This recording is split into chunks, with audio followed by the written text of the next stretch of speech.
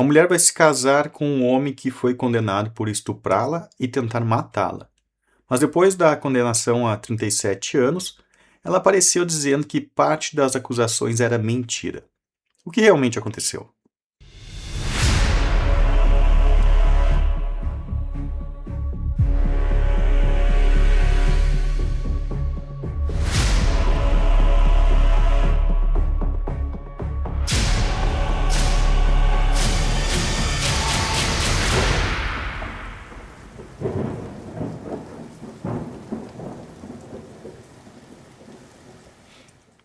No dia 18 de agosto de 2026, o Tribunal do Júri de Cuiabá condenou Breno Júnior de Oliveira Castro pelos crimes de tentativa de feminicídio qualificado, estupro, violência psicológica e vias de fato contra sua companheira, Helena Luíse Mendes dos Santos. A pena total chegou a 37 anos e 4 meses de reclusão, além de 8 meses de detenção e 3 meses e 15 dias de prisão simples com o início do cumprimento em regime fechado.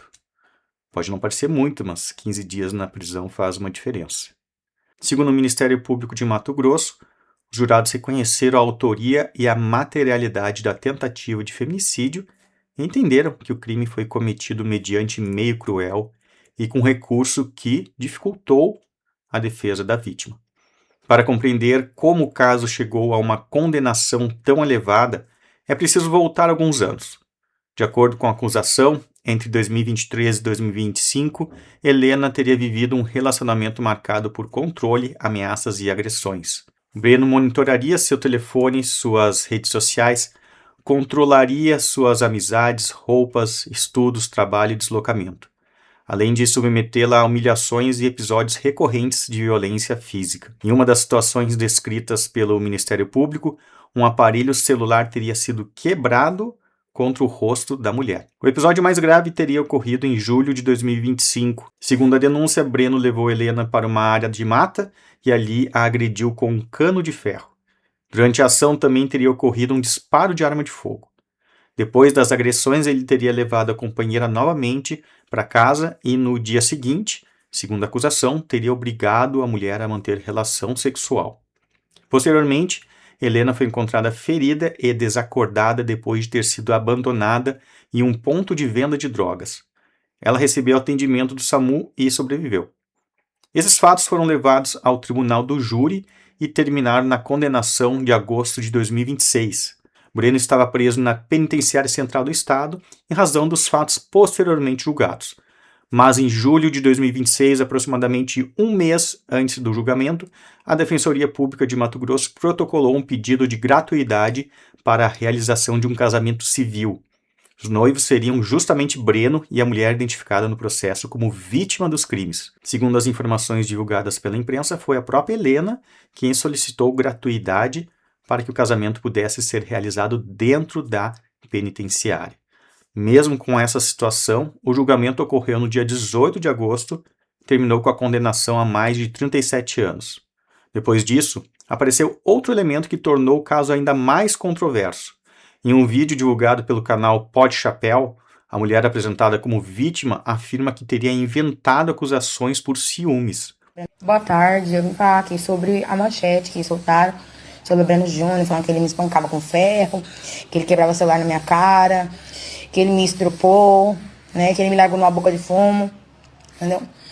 Foi assim, há um ano atrás, eu peguei uma mensagem dele, uma menina, que frequentava a minha casa direto, também, né, deles marcando de ficar, esse negocinho. Eu sou mulher, eu não vou aceitar perder meu marido pra ninguém, entendeu?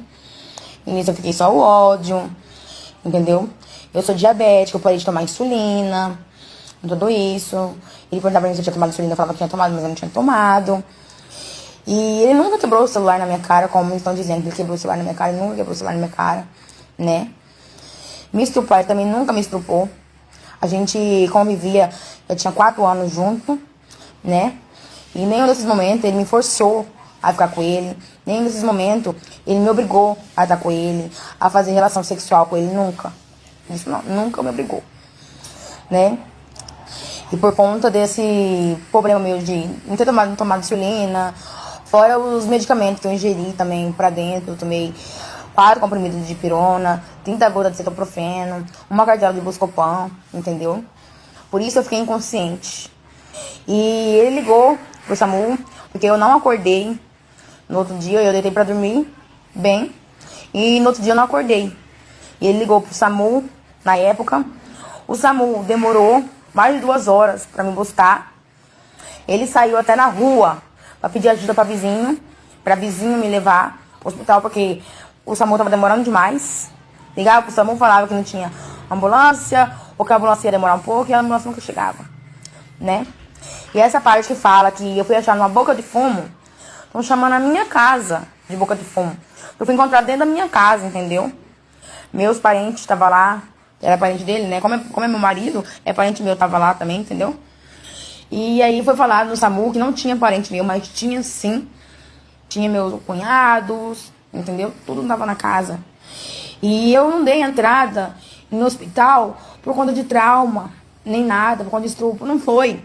Eu dei entrada no hospital por uma cetoacidose diabética grave, infecção generalizada assustadora, muito alta assim, a infecção, e pneumonia. Que corpo que ia aguentar tudo isso, entendeu? E aí a mídia jogar que eu fui porque eu fui espancada por ferro. Eu nunca fui espancada por ferro, não. Foi falado isso, mas eu nunca fui espancada por ferro. Ferro não, entendeu? Eu só acho que as pessoas têm que ver o que posta, o que fala, entendeu? Hoje eu me arrependo muito, eu tô com meu marido, entendeu? Vou casar com ele, mas hoje eu me arrependo muito de ter dado aquele depoimento naquela época. Mas na hora da raiva, qualquer mulher faz loucura, entendeu? Eu não ia aceitar perder meu marido. Foi quando eu falei na audiência. Eu falei que eu tinha mentido. Perguntar por que eu menti. Eu falei que eu não ia aceitar perder meu marido pra outra pessoa. E foi a verdade. Hoje eu só quero esclarecer a verdade, o que realmente aconteceu. Eu tenho um laudo de exame que eu fiz, que lá fala que eu não tive machucado nenhum nas minhas partes íntimas. Lá fala que eu não estava grávida, né? E lá também fala que eu não dei entrada no hospital por um trauma. Lá fala. Só quero provar a verdade. E hoje eu faço uso desse dispositivo aqui, que se chama traqueostomia, não por conta disso, mas por conta que lá no hospital lesionaram a minha traqueia. Isso aqui não tem nada a ver sobre agressão, sobre qualquer coisa, entendeu? Foram no hospital que machucaram a minha traqueia. Assim, entendeu? Eu vou dar entrada já pra casar com ele, entendeu? Não é por conta disso que eu vou deixar de casar com meu marido. A gente vai provar a inocência dele. Essa manifestação, obviamente, chama atenção, mas juridicamente é preciso separar uma declaração pública de uma prova produzida dentro do processo criminal. Uma retratação feita depois da condenação não apaga automaticamente tudo aquilo que foi produzido durante a investigação e o julgamento. Esse vídeo em que a Helena apresenta uma nova versão pode ser juridicamente relevante, mas o verdadeiro impacto dependerá das provas existentes no processo. Também será necessário verificar exatamente o que está sendo negado ou modificado por ela, porque afirmar genericamente que algumas acusações foram inventadas não significa necessariamente negar todos os fatos que deram origem à condenação. E talvez seja justamente aí que esteja o aspecto mais interessante desse caso para quem trabalha com criminalística. Pessoas mudam suas versões. Um acusado pode confessar e depois negar. Uma vítima pode inicialmente denunciar e posteriormente se retratar. Testemunhas podem esquecer detalhes, modificar lembranças ou apresentar versões incompatíveis. A perícia existe justamente para produzir informações que não dependam exclusivamente dessas narrativas. Isso não significa que um vestígio fale sozinho ou que uma perícia seja infalível. Todo vestígio precisa ser corretamente localizado, preservado, analisado e interpretado dentro do contexto do caso.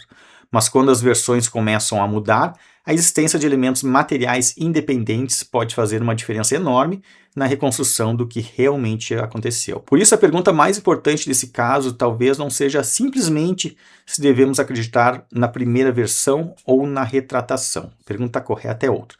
Quais provas existem para sustentar cada uma dessas versões? Porque quando todos começam a contar histórias diferentes, é exatamente nesse momento que precisamos perguntar: o que dizem os vestígios?